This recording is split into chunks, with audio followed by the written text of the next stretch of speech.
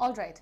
Hello everyone, once again welcome back to your batch Spoken English Zero to Hero. मेरा नाम है उदिशा और आप लोगों के लिए आपका next topic which is the most important topic. मतलब एक दो टॉपिक होते हैं जिनमें मैं कंपटीशन कर सकती हूँ, थोड़ा कंपैरिजन कर सकती हूँ, लेकिन फिर भी कहीं ना कहीं से टेंस जीत जाता है. मतलब मैंने ये देखा है यार कि लोगों को नाउन प्रोनाउन वर्ब एडवर्ब शायद उतना अच्छे से नहीं आता होगा, बट उन्हें टेंस अगर आ जाता है तो वो अंग्रेजी बोलने लगते हैं. और टेंस पर ही अपनी पकड़ को आपको सबसे अच्छा बनाना है. सबसे पहली चीज टेंस के बारे में जानते हैं. आज का सेशन सिर्फ ये है कि टेंस होता क्या है और क्या टाइप्स होते हैं एक्सेट्रा. फिर धीरे धीरे हम टेंस की जितनी टाइप्स होते हैं उन्हें भी डिस्कस करेंगे स्पेशल ट्रिक्स के साथ. Easy spoken English suitable tricks के साथ हम उन्हें डिस्कस करेंगे. ठीक है, आइए देखते हैं. सबसे पहले आपका डेफिनेशन देखिए. लोग कहते हैं tense is equal to time. Basically कहना चाहते हैं कि टेंस टाइम बताने का एक तरीका होता है. टेंस टाइम नहीं होता है. पहली चीज, टेंस क्या होता है? ये एक वर्ब बेस्ड मेथड होता है जो कि आपको टाइम ऑफ एन एक्शन दिखाता है. अब क्योंकि हम अपना वर्ड टाइम यहां पे इतनी बार यूज कर चुके हैं, टाइम का क्या मतलब है यार हमारे लिए?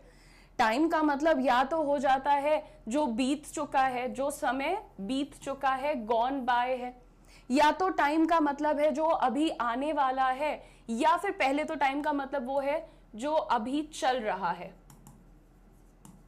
या फिर जो आने वाला है which is yet to come.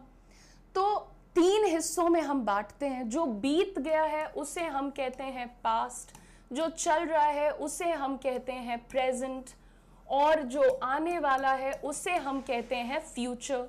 Right? Time को हम तीन तरीके से देखते हैं भाई.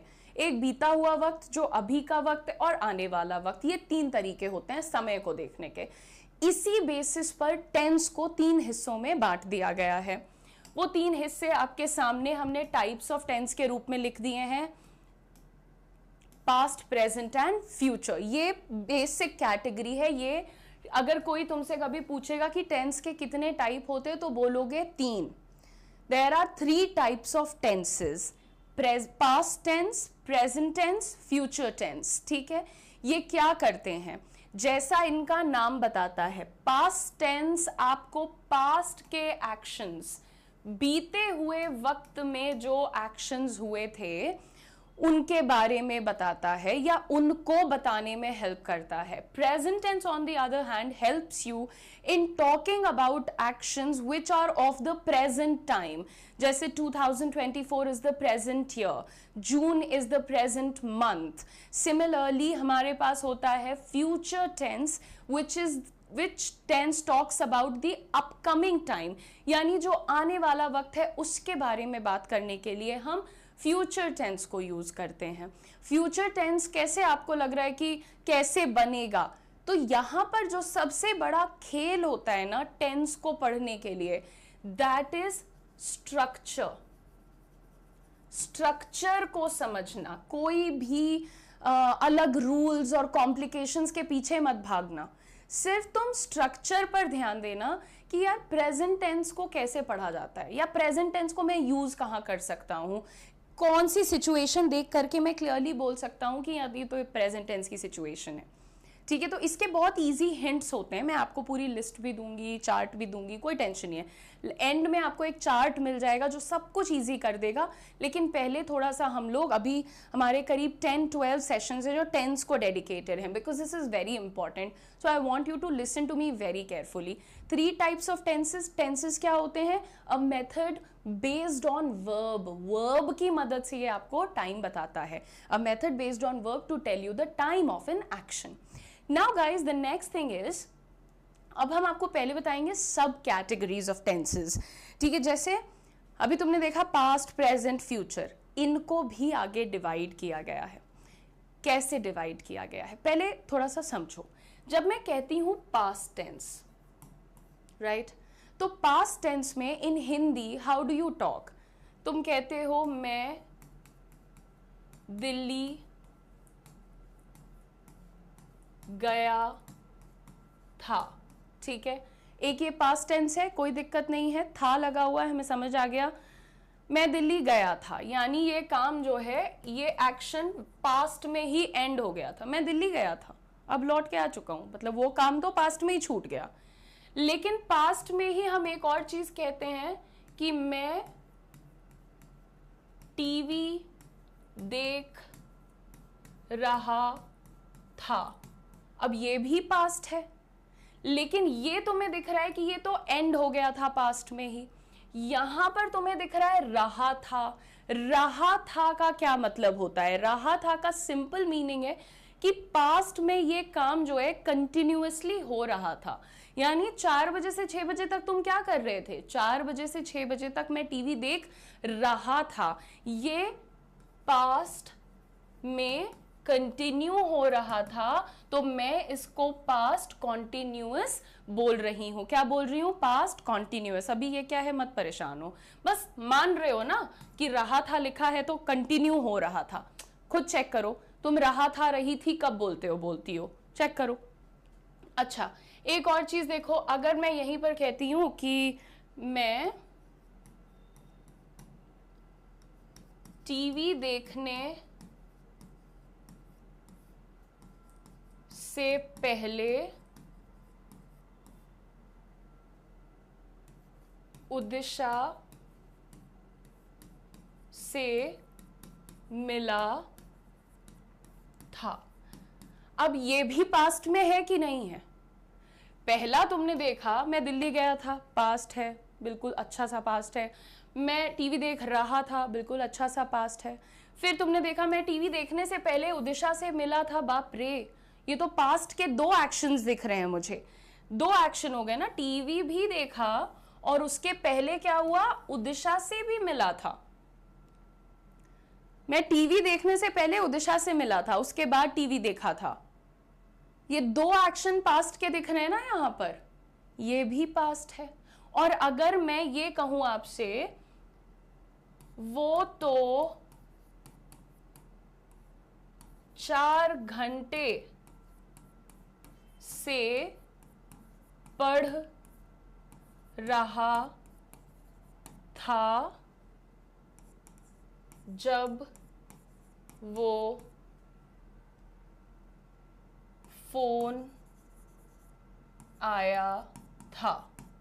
अब देखो, ये भी पास्ट की बात है कि नहीं? तो बेसिकली हम पास्ट में कितनी तरह से बात कर सकते हैं।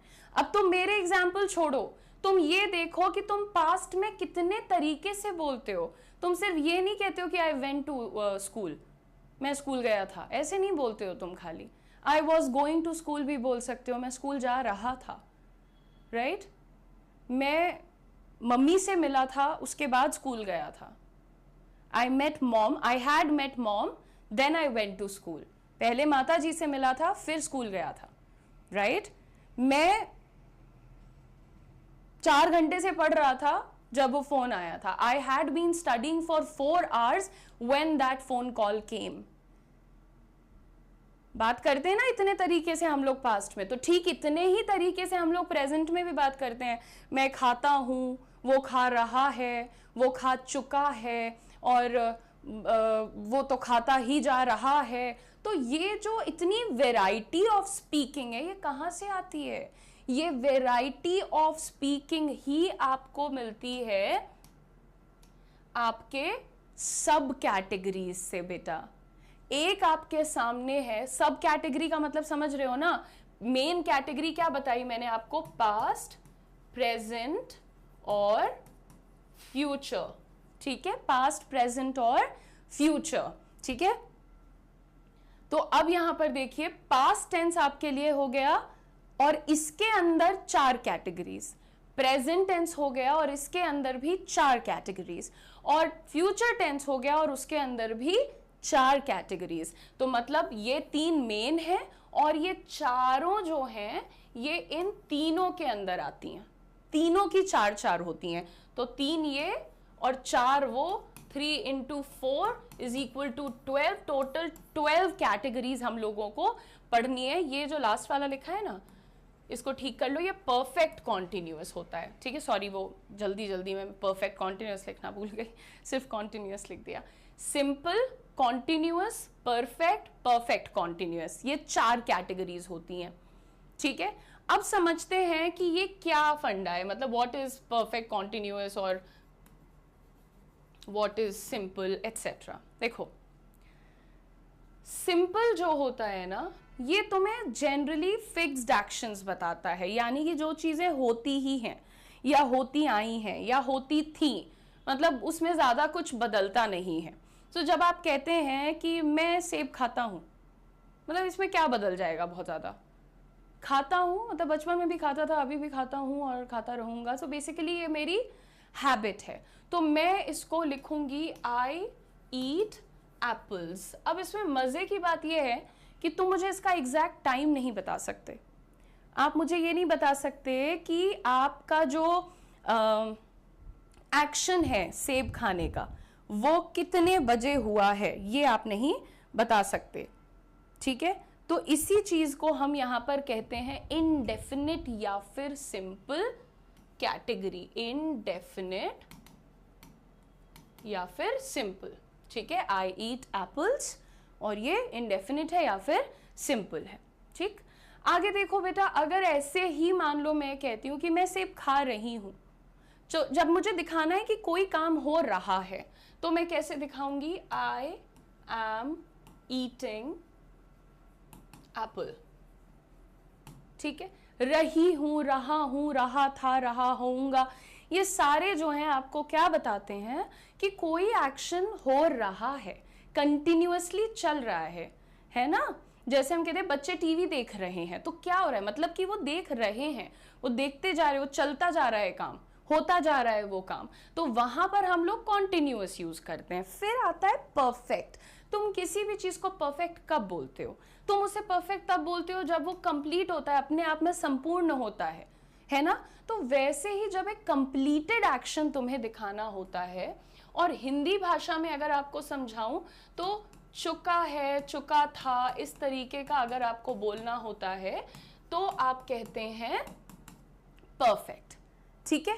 तो परफेक्ट के लिए आपको ये बता दिया जाए, इसका बड़ा इजी फंडा होता है। जब भी तुम बोलते हो ना मैंने खाना खा लिया है, मैं खाना खा चुका हूं, उसने काम कर लिया है, वो काम कर चुका है, वो खाना खा लिया था, वो खाना खा चुका था, ये सब तुम्हारे परफेक्ट में आते हैं और इजी होता है बिल्कुल। जैसे मैं ये कहूँ कि मैं सेब खा चुकी हूँ, अब मुझे भूख नहीं है, मैं सेब खा चुकी हूँ, तो क्या बोलूंगी, आई हैव ईटन एप्पल, मैं सेब खा चुकी हूं, आई हैव ईटन एप्पल, ठीक है, सही है।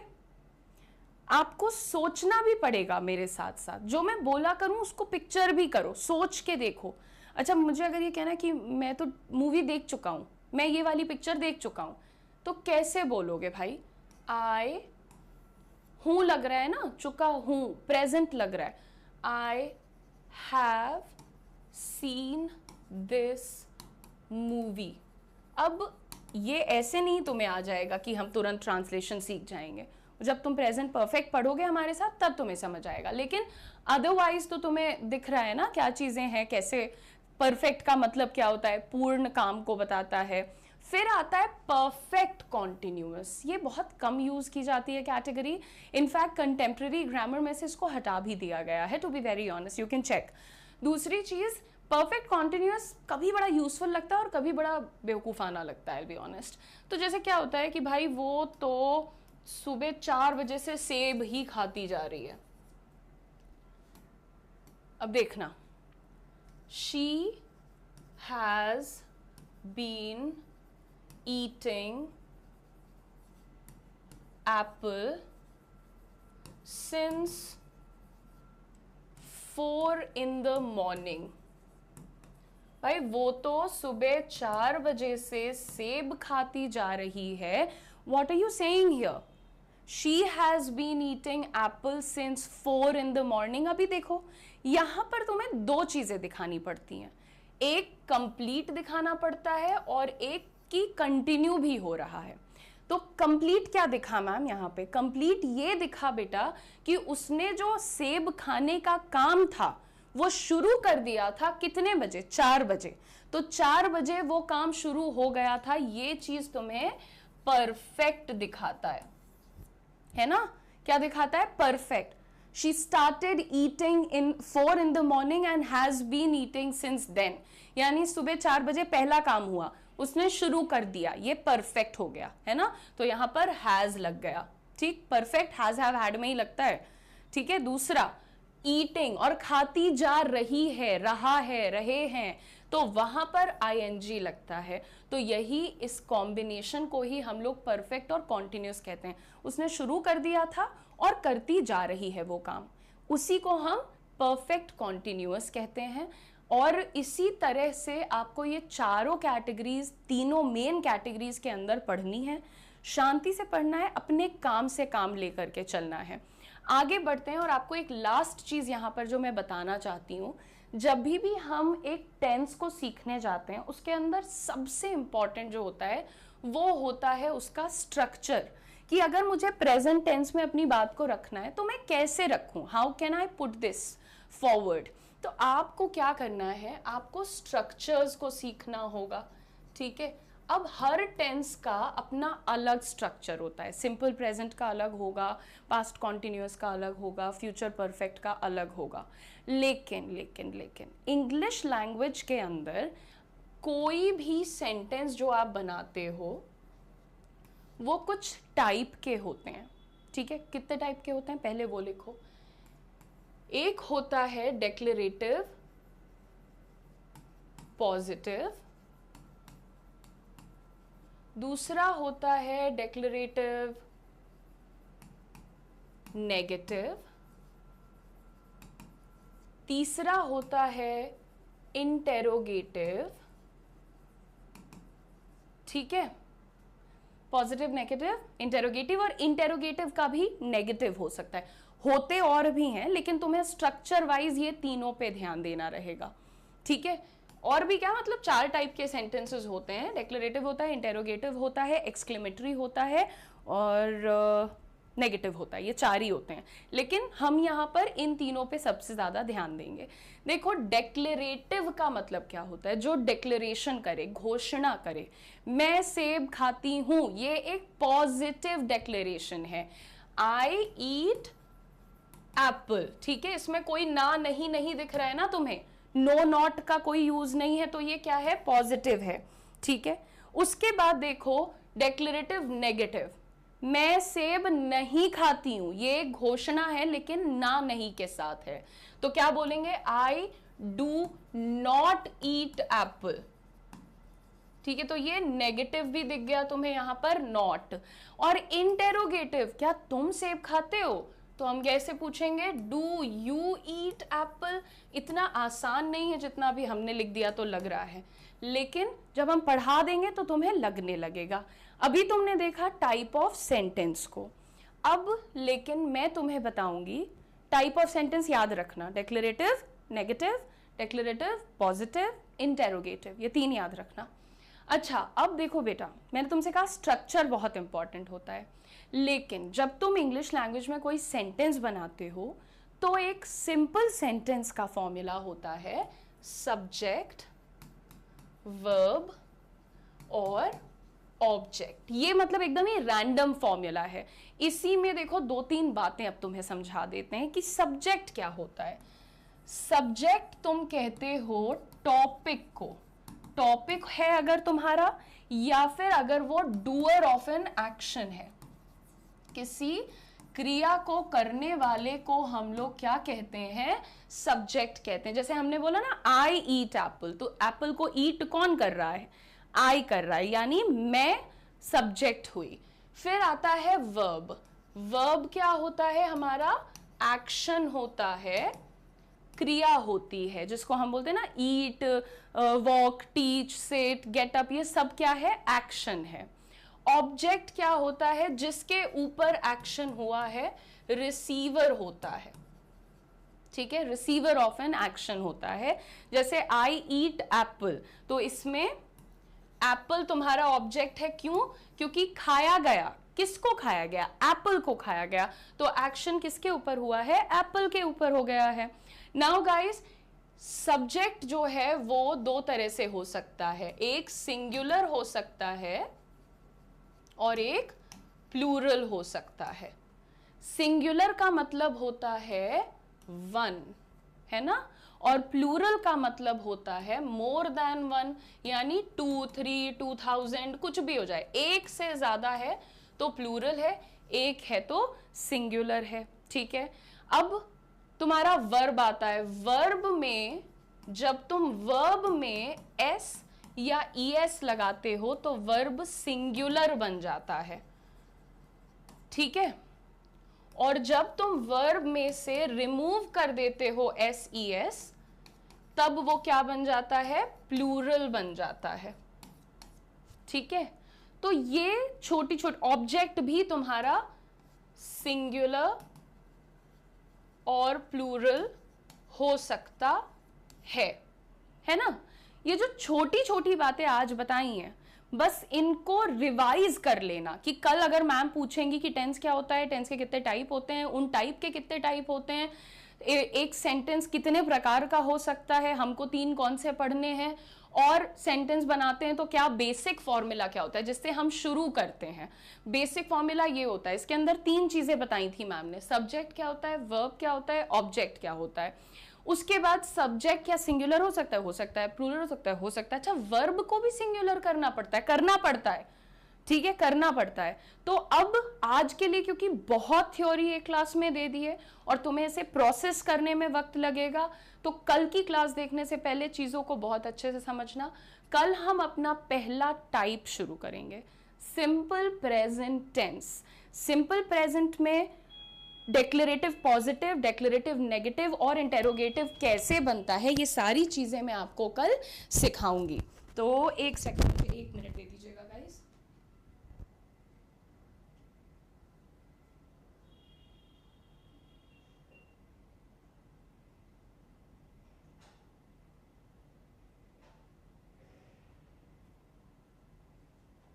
ठीक है, तो ये चीजें हम आपके साथ डिटेल में अब धीरे धीरे डिस्कस करेंगे, सारे टाइप्स एंड ऑल। आपको बस ध्यान से अपने लेक्चर्स को रिवाइज करना है, एंजॉय करना है और बोलना शुरू करना है। ठीक है, so thank you very much for your time. God bless you and keep studying, keep revising, keep learning. God bless you. See you in the next video. Bye bye.